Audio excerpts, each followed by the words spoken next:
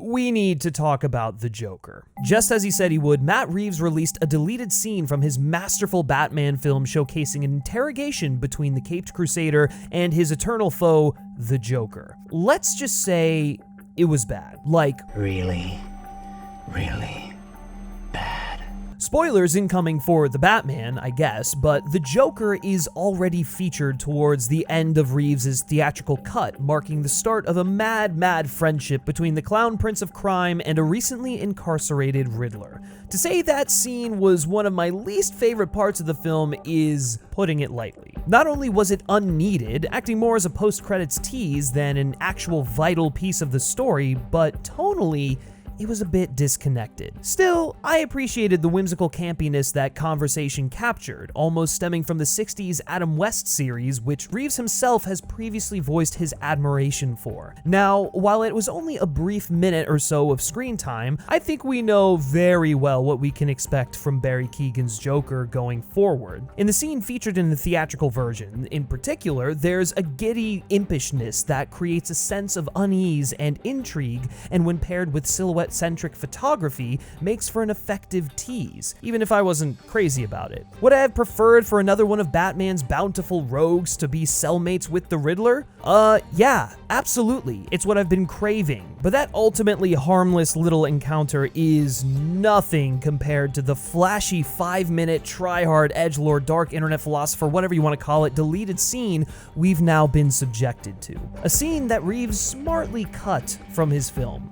But even if it is deleted, it speaks to a larger issue I have with the overall interpretation of Reeves' Joker, and truthfully, most interpretations of the Joker since The Dark Knight. Since Christopher Nolan's groundbreaking comic book movie, we've gotten 5 iterations of the Clown Prince of Crime in both film and television. 5 in a little over 10 years. This overabundance of Jokers has almost numbed me to the character entirely. Different topic for another video, but even more than that, this obsession with including the Joker in every piece of Bat content wouldn't be as grating if the interpretations weren't so boring, if they just shake things up just a little bit. You see, we've had numerous iterations of Batman, some even running parallel to one another, but they're all varied substantially to the point where each interpretation feels fresh and new. With the Joker, it seems like ever since Heath Ledger emerged with the performance of a lifetime, WB and DC have been chasing after that surface-level idea, desperate to replicate the performance, learning all the wrong lessons time after time to the point where the Joker,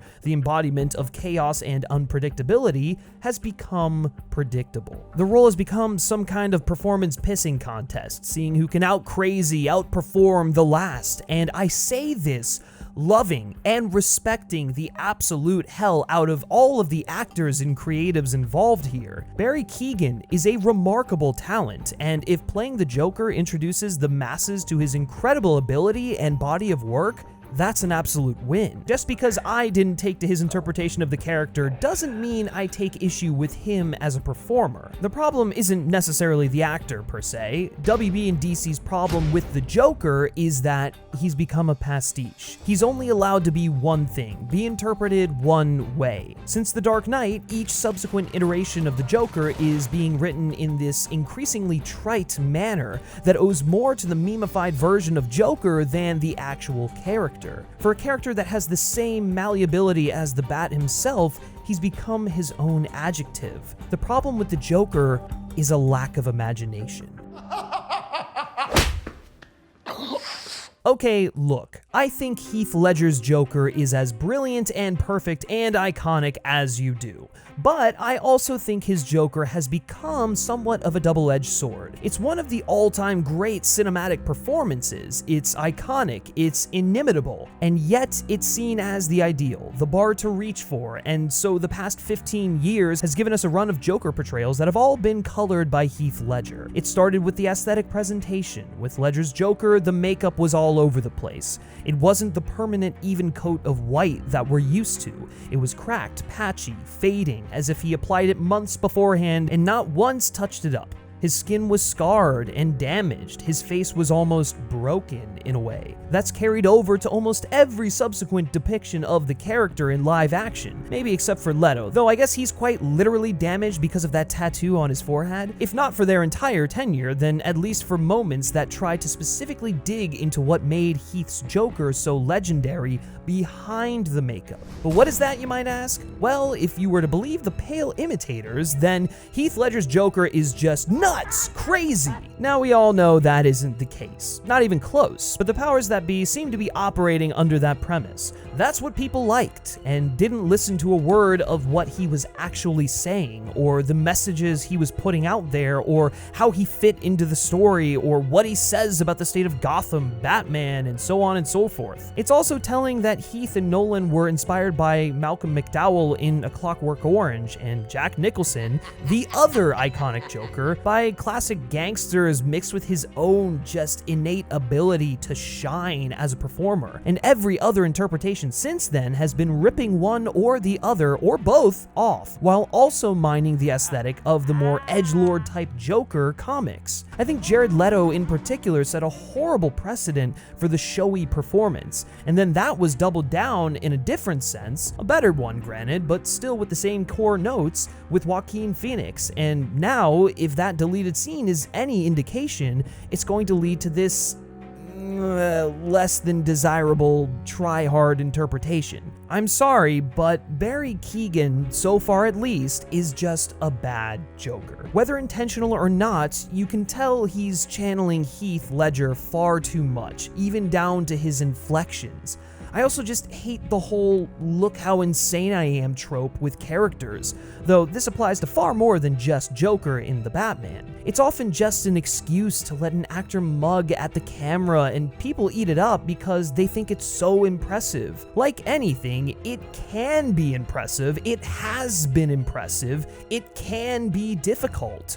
And it is for a lot of people, but that's not the telltale sign of a great performer. I'd argue most actors can go there if they have the proper director and if they're trying hard enough. Heath Ledger worked because he became the character. It was because of the nuances he infused into him, the tics, the personalized mannerisms that only he could do and only he thought of because of the backstory he created in his head. That's a performance of a lifetime because it just comes from somewhere else. Phoenix, and especially Keoghan, are just trying too hard, largely because the writing lets them down, but they're missing the point entirely, drawing too much attention to themselves and the sanity of the character. You end up just seeing all of it through the screen, and rather than being impressive, it's just distracting. And don't get me wrong, there are problems on a writing front too. Big problems. We'll get to those. But those problems are amplified by the performances. On top of that, between the depravity, the horror, Heath Ledger could be funny. I think people forget that because The Dark Knight has been mythologized as this dark, gritty, grim, realistic crime epic. The Joker's supposed to have a dark sense of humor, something with more comedic depth than just laughing maniacally all the time. Heath had expressions for things that would just happen, perhaps best personified with his reaction to the hospital's delayed explosion.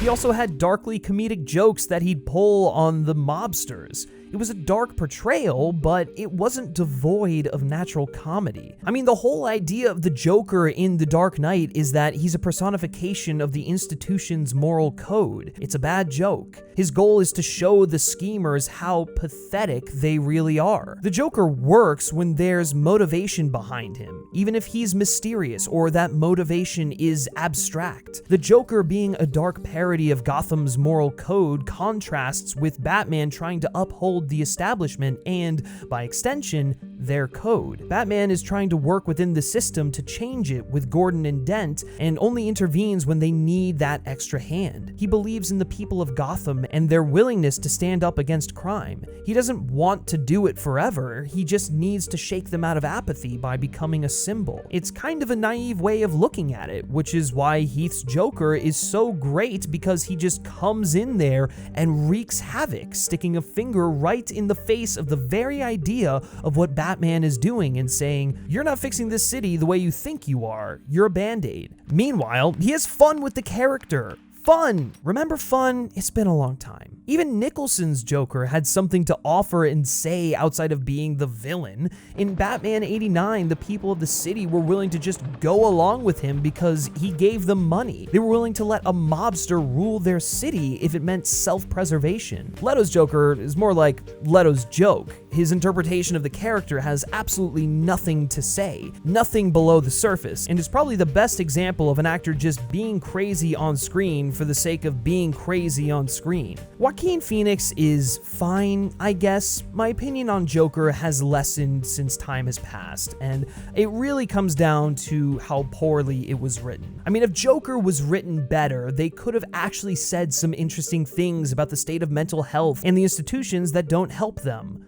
But it doesn't. It falls back on, we live in a society. This guy wants to be seen, which we've seen a million times before, way beyond movies that have the Joker in them. I know it's become kind of old hat to say, well, Joker just ripped off Scorsese, but the king of comedy is literally about the exact same thing. And now Barry Keoghan, a serial killer with very predictable, try-hard, in-your-face mannerisms.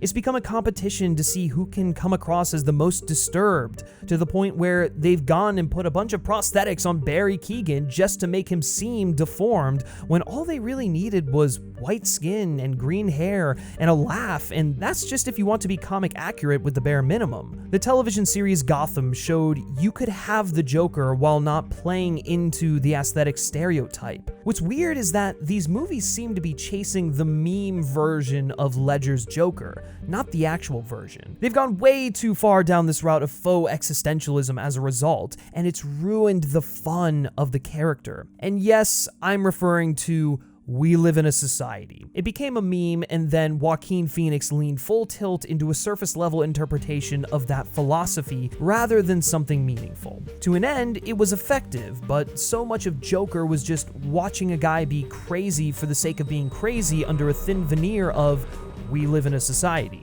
I think back to the shot of him getting into the fridge. Like, what did that do? What purpose did that serve aside from mugging for the Oscar? And then when we get to Barry Keoghan, yeesh, I mean, it goes beyond the prosthetics. The dialogue is atrocious. A bunch of non sequiturs and hollow broad-stroke statements that brush upon, again, we live in a society without actually saying anything about the society we live in. It also just completely undermines Batman's arc in the entire film. It leaves nothing up to nuance and spells out the entire plots and emotional struggle that Bruce and Riddler are going through in the film. It's very spoon-feedy, very in your face. Let's just say, I see why it was cut. And Keoghan just looks like he's overcompensating because he feels unworthy in the shadow of giants. Now, I don't know Barry Keoghan, nor do I assume to. From everything I've seen, he seems like an incredible guy and an incredibly talented guy. I've loved him in just about every single other film I've seen him in.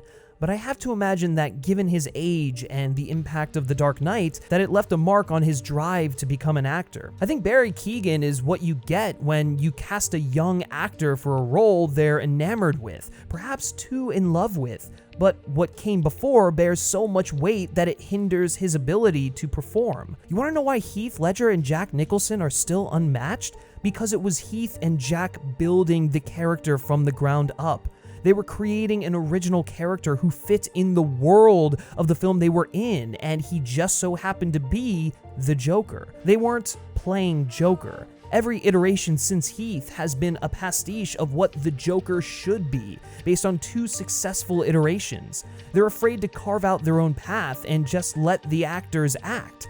And if what we are getting is just the actors acting, then the problem is much simpler.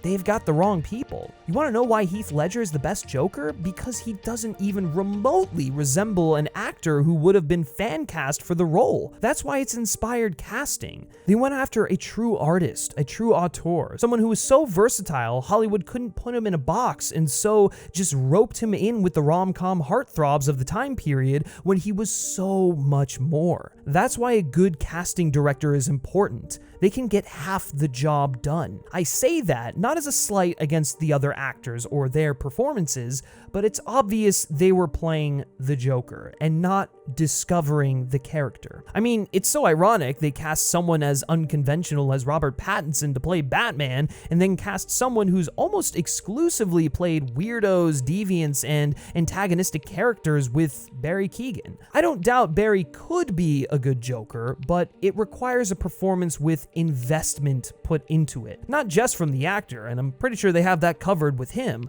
but from the director. Take the actor's performance and mold that into something new, something that makes an impression of its own rather than imitating what came before. Here's the other thing. Before Heath Ledger, people thought there was only one way to do the Joker, and that was the way Jack Nicholson did it. Heath opened the door to the fact that Joker can be just as malleable and reinterpreted as many times as Batman himself. You just have to keep the core ethos of the character as he pertains to Batman.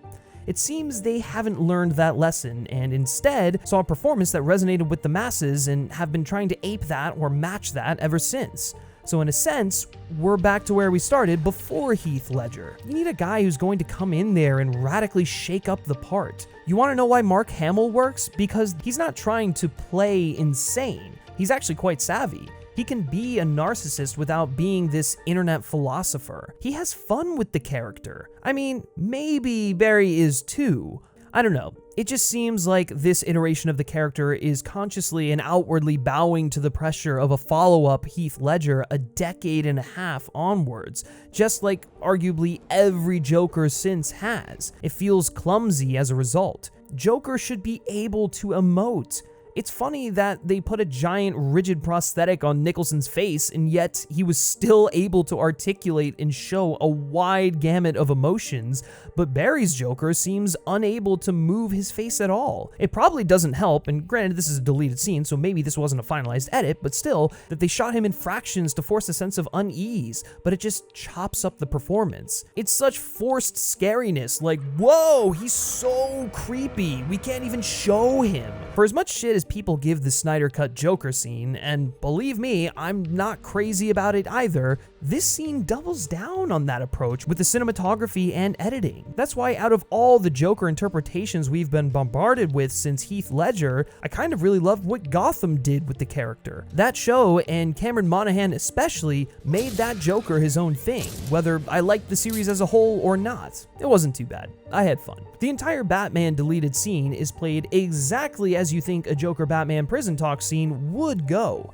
I don't know if any of the Joker scenes in Gotham are even close to as predictable. Here's the other cool thing about Gotham's Joker. It's not one person. Because they couldn't use the Joker, they had to get creative, and they basically took parts of his persona and split it between Jerome and Jeremiah, two twins. And so you really run the gamut of Joker iterations. Jerome is this nihilistic anarchist who starts to spread chaos throughout Gotham City until his eventual death, while Jeremiah is more of a cunning psychopath obsessed with tormenting Bruce Wayne. And the two of them together serve as inspiration for several other characters throughout the series. It should also be mentioned that Monaghan took inspiration from David Bowie and Tim Curry to help shape his interpretation of the character, influences which I don't think you can find in any other version of the Joker. So again, the portrayal succeeds because he's trying to shape something original from outside inspirations. The Joker is wild. He's this presence of chaos and unpredictability, and if you have a story where you know it's going to be going at all times, then there's no unpredictability there. The creators handling the Joker have made the character a contradiction by being so boring with their choices. Could you imagine if they took Joker's confidence, his narcissism, his love of having the upper hand over the world's greatest detective,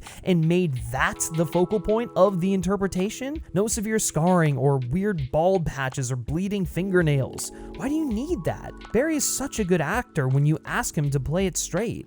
Watch Killing of the Sacred Deer. It's almost scary how confident and deranged he is in that film, but he's never overdoing it. You don't even need to have Joker constantly laugh. Just give him the bare essentials and let Barry do the rest, similar to Michael Emerson's interpretation in the animated The Dark Knight Returns film. He doesn't need to be cackling or over the top. The point of that deleted scene is Batman is so blinded by his inability to address the sins of his family and his parents, and him lashing out as vengeance like an angry teen, that he's incapable of uncovering the truth. Joker sees it the second he walks in the room. He knows exactly who the Riddler is and who Batman is. That thrill of outsmarting the Bat is what gives him the kicks. That's why he laughs, because both Batman and Riddler think there's something more going on when there really isn't. Like we've already talked about in my video on the Batman, the truth is far less sinister and all the more sad. There's no great evil or conspiracy that connects all of these things. It's just bad people doing bad things to make Gotham a shithole, and both Batman and Riddler, for as much as they think they're making a difference, aren't. The Joker is clarity. He sees things simply and as they are, and the fact that everyone else draws these elaborate conclusions is hysterical to him. It fuels his narcissism, so why muddy it with overacting and bad makeup? Let him be a clown or a dude with makeup, or shit, just give him green hair and call it a day. It's so simple. Less is more. I guess at the end of the day, I love the Joker. He's probably my favorite comic book villain, like many of you. But what I hate is what the Joker has become.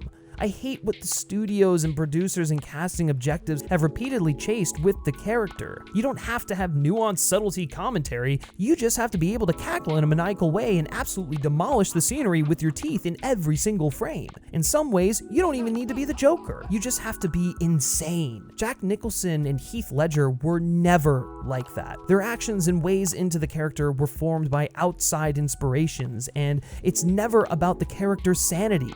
It never has been. It's supposed to be a hard look at his reasoning, what he represents, and how the Joker is the ultimate foil to Batman. Somewhere along the way, that got lost. Maybe it was inevitable, given how widely successful Heath Ledger's interpretation of the role was. But why? Why couldn't they just let what Heath did with the role rest? That should have been inspiration for more wildly different interpretations of the Joker. It should have been something that went unimitated for decades. Instead, it became the template for everything that's followed since. Now granted, this is a deleted scene. They could completely reinvent the interpretation of the character. Maybe it'll work in a full-fledged feature film. There's still time for me to change my mind, but as of the current moment, I'm just really bummed that we're getting more of the same when it comes to this iconic villain.